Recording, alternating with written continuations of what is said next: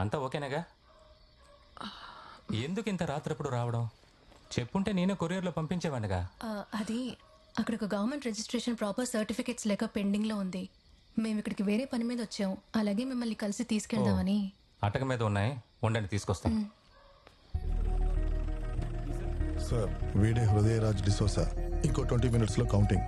నేను అక్కడ ఉంటాను. మాట్లాడాల్సింది త్వరగా మాట్లాడేయండి.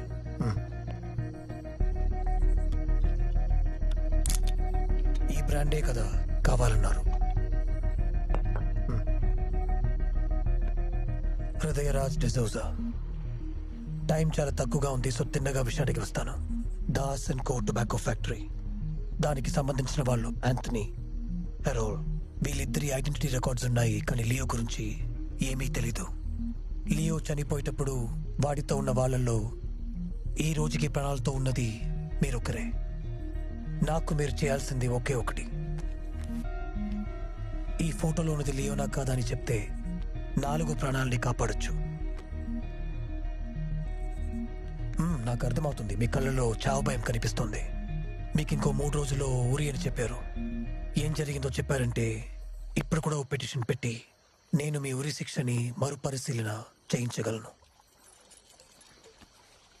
ఏం జరిగిందో చెప్పారంటే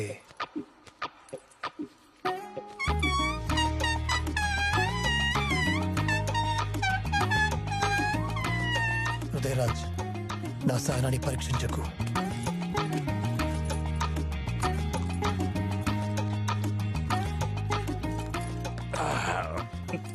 మంచి విషయం కోసం ఇదంతా అడుగుతున్నాం అనుకుందాం. మరైతే మెయిన్ గేట్ లోంచి రాకుండా వెనుక గేట్ లోంచి వచ్చి ఎందుకు ఈ దొడ్ల పక్కన కూర్చున్నాం? నేను చెప్పాల్సిందంతా కోర్టులోనే చెప్పేశాను.